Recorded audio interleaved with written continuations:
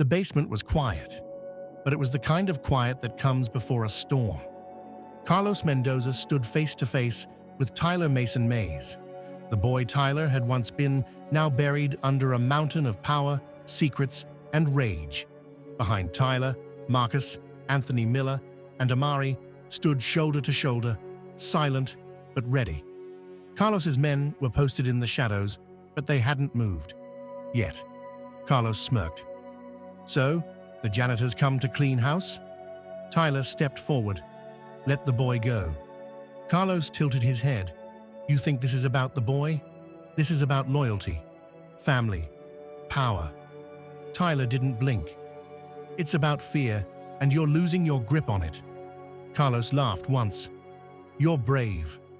"No," Tyler replied. "I'm rich and done playing." Carlos nodded. "Then let's stop talking." Suddenly, Marcus stepped forward and tossed a phone onto the table between them. The screen lit up. Live feed, Carlos's van. Plates, location, audio. "We've been recording," Marcus said. "You make one wrong move, the footage goes straight to the feds." Carlos's eyes narrowed. "Mercedes isn't yours anymore," Anthony added. "It never was." Carlos looked toward the back of the room, at Sasha's son, safe in a chair, holding his lion tight. Then Carlos raised both hands and backed away. "Take him."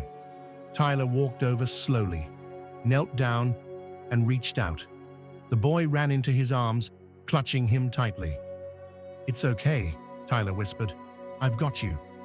They turned to leave, but Carlos gave one last warning. "This doesn't end here." Tyler looked over his shoulder. "It ends when I say it does." Back at the Anderson estate, Luna stood in the family living room, envelope in hand, staring down her father. "I'm out," she said. "No more lies, no more manipulation, no more pretending." Ben Anderson sat motionless in his chair. Stan stood behind him, silent. Blanca paced, seething. "You would abandon us for him?" Blanca snapped. "I would choose peace," Luna said, "because I deserve it, and you never gave it to me." Naomi stood beside her, holding her hand. "She's not alone." Ben finally looked up. His voice was low and cold. "You leave, and you're not welcome back." Luna nodded. "That's what leaving means." She dropped the envelope on the table and walked out. Back at Tyler's apartment, Sasha held her son tight, crying silently as she rocked him. "He's safe now," Tyler said. "For how long?" she whispered. "As long as I'm breathing," Tyler replied. Sasha looked up. "Carlos will come back, stronger, meaner." "Then we'll be ready," Tyler said. "He thinks fear is power. I'll show him what legacy looks like." She nodded, wiping her tears.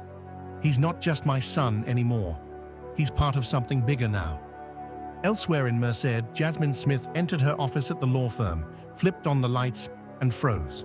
Her office had been trashed, papers scattered, laptops smashed, a single message spray-painted across the wall. "Stay out of it." She took a slow breath, pulled out her phone, and called Marcus. "They hit my office." "I'm on my way," he said. "Tell Tyler," she added. "It's war." Later that night, Tyler stood in front of the newly renovated Mason Enterprises HQ. The building shimmered with light, glass, steel, and ambition. On the steps beside him, Luna took his hand. "Are you sure about this?" she asked. Tyler nodded. "Carlos moves in shadows. We bring him into the light." Reporters surrounded them. Cameras clicked. Live feeds streamed. "Tyler, is it true you're planning to buy out city contracts?" "Yes," Tyler said clearly. "And if the Andersons, Smiths, or Millers want to stop me, they'll have to do it in court." Gasps. Whispers. And then, silence. Luna smiled. They were no longer playing the game. They were rewriting the rules. Inside the Anderson estate, Blanca paced the hallway outside Ben's study.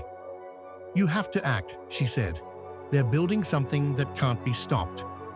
Ben stared at a photo of Luna, his expression unreadable. "Then we break it before it grows." He stood. I want every private investigator on payroll digging into Mason Enterprises. If there's dirt, I want it first. Stan stepped forward. What if there's no dirt? Then we make some, Ben said. At the Smith estate, Jasmine sat in her room staring at her busted laptop. Terrence entered quietly. You okay? He asked. I'm not backing down, she replied. He nodded. Then neither am I. He sat beside her, handing her a new laptop. This one has better security. Jasmine smiled faintly. Thanks. Whoever did this, they're scared, he said. That means you're winning. She looked him in the eye. Not yet, but I will. At the Mendoza safe house, Carlos stared out the window while Anna stood behind him. You let him take the boy, she said. Carlos didn't flinch. I gave him hope. You're not making sense. Carlos turned. Hope makes people bold. Bold people make mistakes, and I'm very good at cleaning them up. Anna stared. What's the plan? Carlos smiled coldly. Burn Mercedes down, one family at a time.